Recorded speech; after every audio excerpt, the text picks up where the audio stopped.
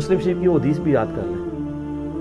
نبی علیہ السلام نے فرمایا جس کے دل میں رائی کے دانے کے برابر بھی تکبر ہوا جنت میں نہیں جائے گا. صحابہ پریشان ہو گئے، عرض کیا یا رسول اللہ بعض اوقات ہماری خواہش ہوتی ہے کہ ہمارے کپڑے اچھے ہوں، ہماری جوتیاں اچھی ہوں، بن ٹھن کے رہنا ٹشن ٹیٹ. تو آپ نے فرمایا یہ تکبر نہیں ہے، اللہ بھی خوبصورت ہے اور خوبصورتی کو پسند فرماتا ہے. تکبر یہ ہے کہ تم حق بات سے اناد کرو. مجھے پتا چل گیا کہ بخاری مسلم میں نماز کا طریقہ رفع الیدین سے لکھا ہوا ہے، اب میں اکڑ میں آ جاؤں، میں حق سے اناد کر رہا ہوں. مجھے پتا چل گیا قرآن میں ایاک نعبد و ایاک نستعین لکھا ہے، پھر بھی میں بابوں کو پکار رہا ہوں مدد کے لیے، میں متکبر ہوں. حق بات سے اناد کرو، یہ ہے تکبر. اور دوسروں کو حقیر جانو. آپ مہنگے کپڑے ضرور پہنیں لیکن کسی کم درجے کے کپڑے پہننے والوں سے نفرت نہ کریں. اسی لیے دیکھیں آپ کو اسلام نے کتنا پابند کیا ہے.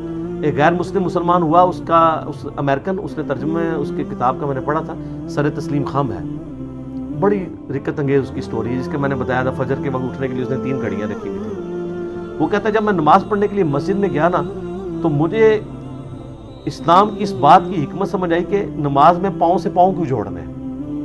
وہ کہتا ہے میں چٹی چمڑی، میرے ساتھ ایک کالا حبشی آ کے کھڑا ہو گیا، میرے دل میں ایک چیز آئی، جب بندہ رکوع میں جاتا ہے کالے اور سفید پاؤں تو بندے کو تھوڑی سی نفرت گھن آتی ہے نا. تو کہتا ہے مجھے رکوع میں جا کے حکمت سمجھ آئی کہ اسلام نے میرا تکبر توڑا ہے، کہ اللہ کی بارگاہ میں پہنچ کے سب برابر ہیں، ایک ہی صف میں کھڑے ہو گئے محمود و یاس. لیکن آپ کے یہاں پہ عاشقان رسول کو اس سنت کا ہی نہیں پتا، ایون آپ پاؤں ملا لیں تو وہ 2 فٹ دور کھڑے ہو جاتے ہیں آپ سے. صحیح بخاری میں 725 نمبر حدیث ہے، یلزقو کے الفاظ ہیں کہ نبی علیہ السلام جب صف سیدھی کراتے ہیں ہمارا پاؤں سے جڑ جاتا. لیکن وہ اہل حدیث والا بھی نہ جوڑے، وہ اتنی زور سے جوڑتے ہیں کہ پاؤں میں درد نکل آتی ہے. جسٹ جوڑنا ہے، بس آپ کا ایک پاؤں سے پاؤں مل جائے کہ بیچ میں شیطان داخل نہ ہو، جو بخاری میں آتا ہے. تو سنتوں کی کتنی حکمتیں ہیں، ان سے محبت کریں. تو اللہ خوبصورت ہے اور خوبصورتی کو پسند کرتا ہے. لیکن یہ ٹشن ٹیٹ آپ ضرور رہیں، لیکن ٹشن ٹیٹ وہ رہیں جو نبی علیہ السلام چاہتے ہیں، اپنی مرضی کا ٹشن ٹیٹ نہیں. وہ ایک بڑی پیاری حدیث ہے، آپ سنیں گے جھوم اٹھیں گے. وہ حدیث ہے جی سنن ابی داؤد کے اندر، مسند امام احمد کے اندر، المستدرک الحاکم میں ہے. ایک صحابی تھے، ان کا نام تھا خریم الاسدی. وہ بڑے فیشنی صحابی تھے، بڑی لمبی لمبی انہوں نے لٹیں رکھی ہوئی تھی، جس طرح آپ کے ادھر پنڈی کے پاس کے ایک پیر صاحب ہیں، انہوں نے لمبے لمبے بال رکھے ہوئے اور بڑے خوبصورت کپڑے پہنتے تھے اور زمین پہ گھسٹ رہے ہوتے تھے. اب لاڈلے بھی تھے، بڑے فیشن والے بھی تھے. تو نبی علیہ السلام نے ان کو ڈائریکٹ نہیں کچھ کہا، آپ تھوڑا توقف بھی فرماتے تھے. آپ نے صحابہ کرام نے کہیں ذکر کیا حضرت خریم کا نا کہ جی ان کی دیکھیں جتنی لمبی لمبی لٹیں ہیں اور یہ. تو ابو داؤد کے الفاظ ہیں، مسند احمد کے المستدرک الحاکم میں. نبی علیہ السلام فرمایا خریم تو بڑا اچھا آدمی ہے، بس ایک اپنے بال چھوٹے کروا لے اور اپنی تہمت کو ٹخنوں سے اوپر کر لے اور آدھی پنڈلیوں تک کرے تو کیا ہی بات ہے. تو صحابہ کرام نے نبی علیہ السلام کا بس پیغام اس کو بھجوایا کہ تیری تو حضور نے بڑی تعریف کی ہے، بس 2 چیزیں ہائی لائٹ کی ہیں. ان کا کیا؟ کہا یہ بال. اب بالوں سے آپ کو پتا ہے نوجوانوں کو کتنا پیار ہوتا ہے. سر یہی وابی میں اور صحابی میں فرق ہے، یہی بابی اور صحابی میں فرق ہے. آپ بابوں کے پیچھے چلتے ہیں، صحابہ کرام نبی علیہ السلام کے فرمان کے پیچھے چلتے تھے. آپ کی مسلمان عورت کو مرتے دم تک پردے کی اہمیت سمجھانی پڑتی ہے. صحابیات کو ایک دفعہ پتہ چلتی تھی، وہ کہتی تھی لبیک یا رسول اللہ، یا رسول اللہ حاضر ہیں جو آپ نے کہا، سمعنا واطعنا. تو حضرت خریم نے اس طرح لیا اور اپنے بال جو ہیں وہ کانوں کی لو تک کر دیے. بالوں سے کتنی نوجوانوں کو محبت ہوتی ہے. اور اپنی تہمت ٹخنوں سے اوپر کر کے آدھی پنڈلی تک لے گئے. اور صحابہ کہتے ہیں ہم نے پوری زندگی پھر ان کے نام لمبے بالوں میں ان کو دیکھا ہے اور نہ کبھی ان کی تہمت ٹخنوں سے نیچے ہوئی ہے. اور یہاں مسلمانوں سے آپ نعرے لگوا لیں جی غلامی رسول میں موت بھی قبول ہے، نعرے لگاتے ہیں نا. تو موت قبول ہے، داڑھی قبول نہیں، فجر کی نماز جماعت سے قبول نہیں، ٹخنے ننگے کرنا قبول نہیں ہے، ماں باپ مخالف ہو جاتے ہیں، پتہ نہیں کیا کیا نام رکھنا شروع کر دیتے ہیں، لوگ ہمیں کیا کہیں گے، لوگ ہمارے بارے میں باتیں کریں گے.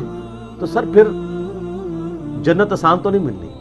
یہ ابھی تو نہیں آپ کو پڑھایا گیا، بخاری مسلم میں حدیث ہے تم مومن ہی نہیں ہو سکتے جب تک کہ میں تمہیں تمہارے ماں باپ، تمہارے بیوی بچوں، سب لوگوں سے بڑھ کر عزیز نہ ہو جاؤں. اور بخاری مسلم میں حدیث ہے ایمان کی علاوت اس نے چکھی جس کو اللہ اور اس کا محبوب صلی اللہ علیہ وآلہ وسلم دنیا میں سب سے بڑھ کر محبوب ہو گئے. اس میں اللہ از دا ٹاپ پرائرٹی کی بات ہو رہی ہے، صرف محبت کی نہیں. آپ نے معاشرے سے آر محسوس، اور سر یہ دنیا دار جو معاشرہ ہے اس کی تو کتے کی اوقات نہیں ہے. میں آپ کو ڈنکے کی چوٹ پہ یہ کہتا ہوں. ڈاکٹر ذاکر نائک کو آپ دیکھتے نہیں ہیں، کدھر کدھر ان سے بڑے کو فورم پہ جا سکتا ہے، وہ کہتا ہے جی میں کوئی بہت بڑا افسر ہوں.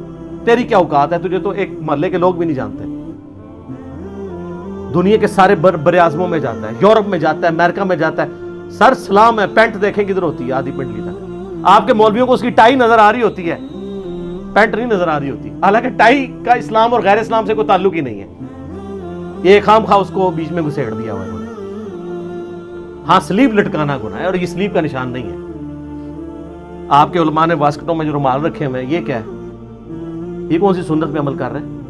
اور زرگ بر جو گونے پہنی ہوئی ہیں، خام خواہ چڑھ دوڑتے ہیں یہ ڈاکٹر ذاکر نائک. اور ڈاکٹر ذاکر نائک کے برابر ہو کے بتاؤ تم لوگ. تو سر کس کیا، میں نے میں اللہ کے فضل سے یونیورسٹی میں پڑھتے تھے، ہمارے ساتھ درجنوں اسٹوڈنٹس تھے جن کی شلواریں ٹخنوں سے اوپر ہوتی تھی.